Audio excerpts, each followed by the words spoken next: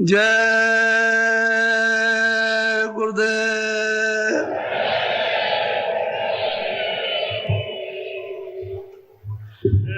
जय गुरुदेव नाम किसका माता।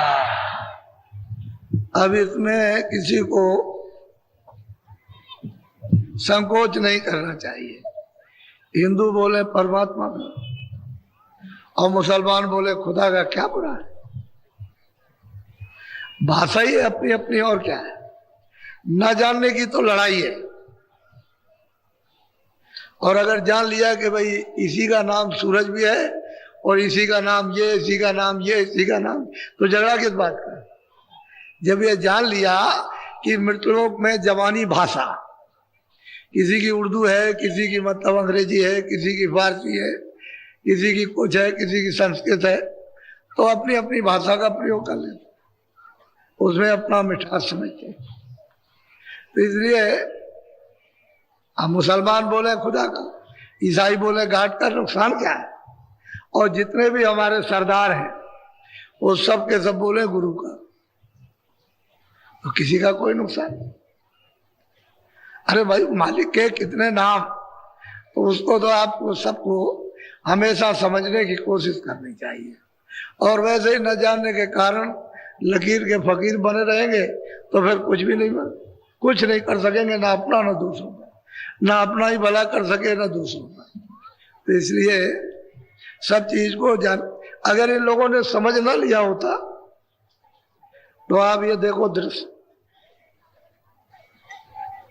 ये दृश्य आपने पूरे माघ मेले में और पूरा जब जब कुंभ होता है, कुंभ भी होती है, तो आपने ये दृश्य नहीं देखा, इस तरह का आपने नहीं। अभी तो ये थोड़ा सा जरा रुक जाइए, वो मतलब है कि रात भर चलेंगे, दिन भर कल चलेंगे, 10 दिन का कार्यक्रम है, लेकिन 28 को इसका रूप आपके सामने हम बताएंगे, अब आप देख लीजिए। तो इसलिए हर चीज का अनुभव, कोई बात तो जरूर है इसमें, कोई बात, कोई सत्यता तो जरूर है। क्यों कि हम मनुष्य हैं, हम सत्य की खोज में लगे हुए हैं।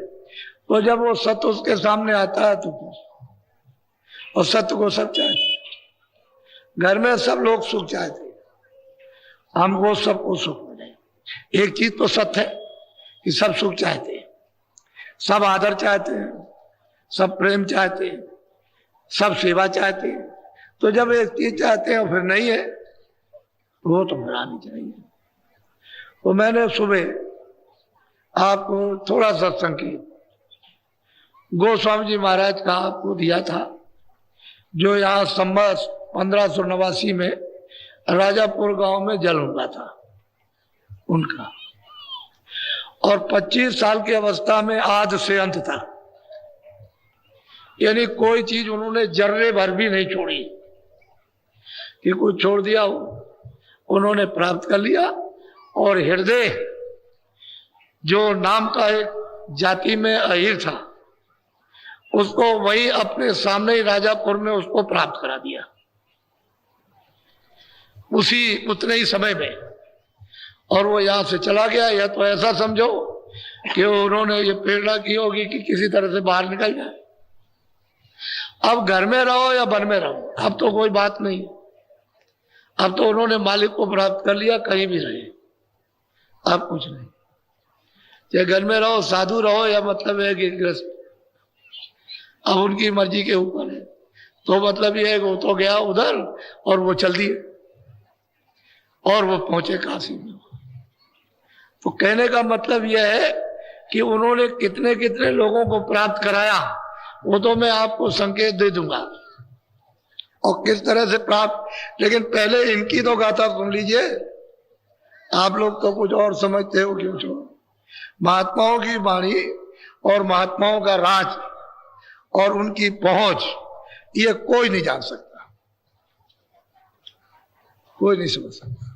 तो जरा सा अभी थोड़ी देर में फिर सुनिएगा, ये सब के सब आ रहे हैं, थोड़ा आ जाने दीजिए, अभी टाइम है। आप सब लोग ये गंगा स्नान दिन में उसी मुहूर्त में कीजिएगा। आगे पीछे करोगे तो फिर मैं जानता नहीं। मैंने आपको ये बताया है। और सूर्य अस्त होने लगे तब तक आप कर सकते हैं, यानी डूबने लगे। जैसे ही वो डूबे और सूरज का गोलाकार दिखाएगा, बंद कर दीजिए, नहाइएगा नहीं। ये वो आध्यात्मिक योग, उसमें वही काम कीजिए जिसकी जरूरत।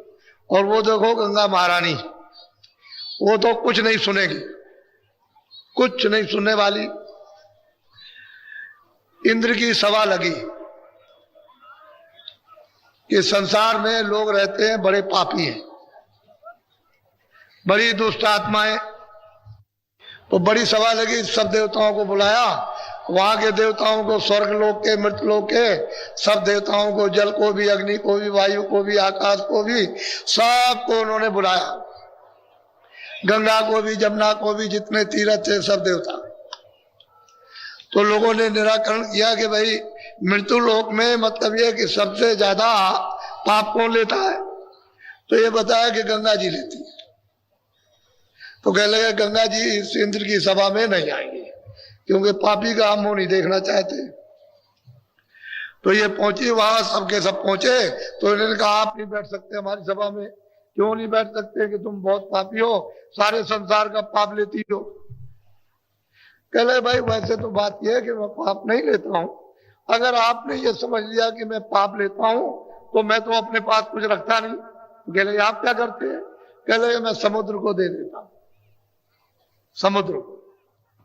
तो कह लगे समुद्र बड़ा पापी है कि सारे संसार का पाप ले लेता वो, तो उसको मतलब यह कि इसमें प्रवेश ना होने दिया जाए। अब वो समुद्र पहुंचे वहां, तो उन्होंने जब सुना कि हमको निकाल दिया सभा से, तो उन्होंने कहा कि भाई क्यों निकाला? कह लगे कि भाई तुम गंगा जी संसार का पाप लेती हैं और आपको दे देती हैं, तो आप सबसे बड़े पापी हुए। कह लगे भाई मैं तो कुछ रखता नहीं, मैं तो कुछ रखता नहीं। अगर मान लो कि गंगा जी ने पाप संसार का लिया, मुझको दे दिया, तो मैंने तो अपने पास कुछ रखा नहीं। तो आप क्या करते हैं? क्या मैं तो मेघों को दे देता हूं, मेघों को। तो कह लगे मेघ नहीं आएंगे। अब वो मेघ के ऊपर में कि यहाँ वो नहीं आएंगे सभा में। तो मेघ पहुंचे और उन्होंने कहा भाई हमको क्यों निकाल रहे हो?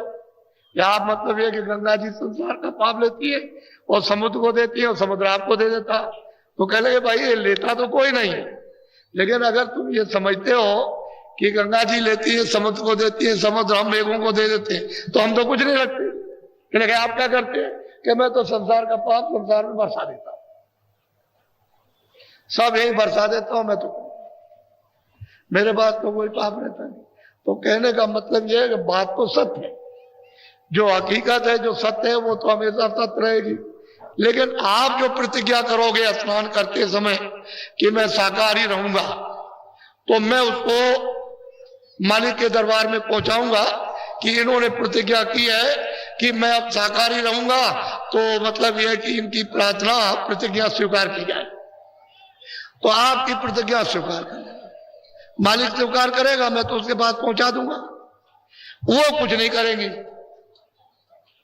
वो तो आप उनके सामने ये समझ लीजिए कि मेरे सामने गंगा महारानी यह है और मैं उनके सामने स्नान करते हुए प्रतिज्ञा कर रहा हूं और बीड़ी तंबाकू हुक्का सिगरेट पी सकता हूं, खा सकता हूं, लेकिन ऐसा कोई नशा नहीं कि जो हमारी बुद्धि पागल हो जाए। बस दो ही चुटकी तो रोक लो और तो कुछ।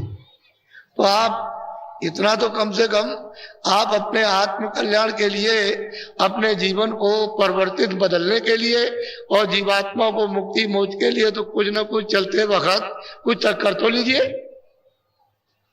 मैं तो आपकी सूचना उसके पास पहुंचा दूंगा, लेकिन गलती मत कीजिएगा, क्योंकि ये सुजोग ऐसा जोग पड़ा अध्यात्म, ये भौतिक योग नहीं आध्यात्मिक योग है। तो इसी जोग के अंदर ये समय पड़ता था। नहीं मैं तो ऐसा था कि मैं तो यहां पे लगाता ही नहीं, लेकिन अब क्या किया जाए, वो ऐसा जोगी पड़ गया। फिर उसकी सूचना आपको दे दी गई और आप देखिए अभी चले आ रहे हो, चले आ रहे हो। तो बहुत ऐसा इतिहास बनने दो, बनाओ शांति का सुखद।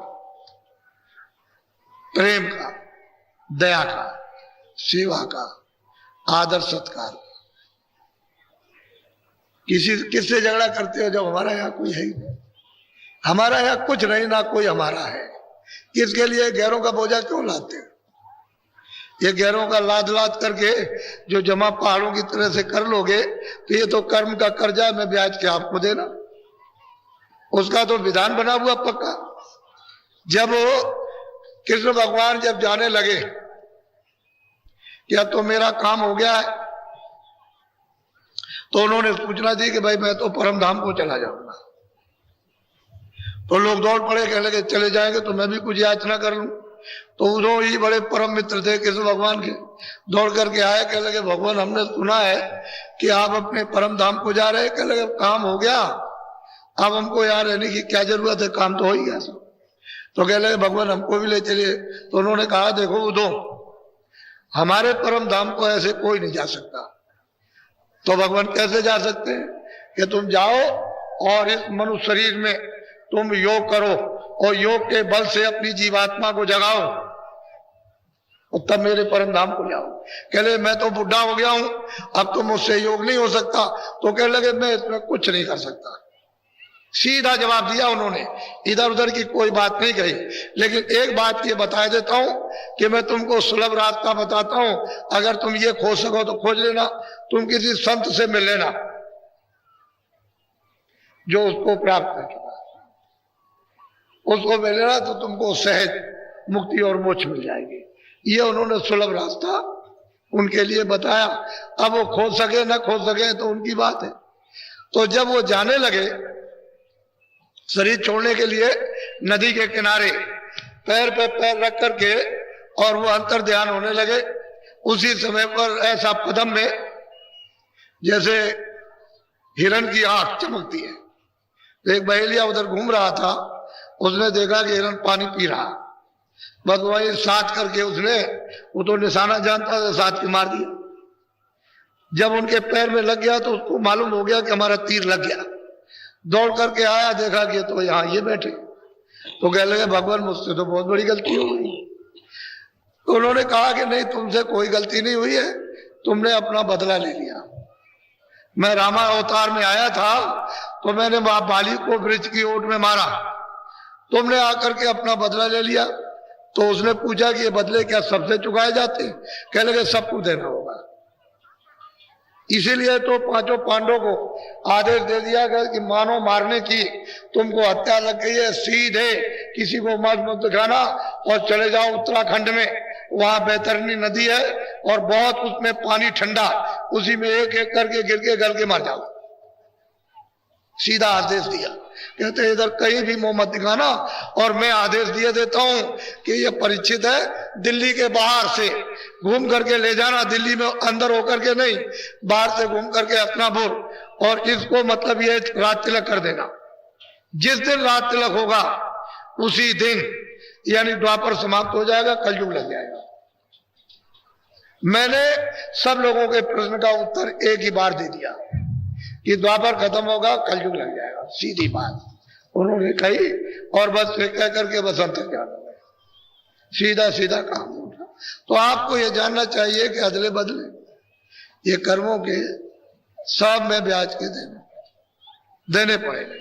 अब महापुरुष अगर मिल जाए और उनकी कृपा और दया हो जाए तो इस जीव का छुटकारा हो सकता है, इनसे माफी मिल सकती है, नहीं तो कोई रास्ता माफी का नहीं है। उसके देश में विधान ही ऐसा बना है, कोई क्या करेगा, इसे इससे छुटकारा नहीं हो सकता। तो मैं गोस्वामी जी महाराज के लिए बोलो जय गुरुदेव।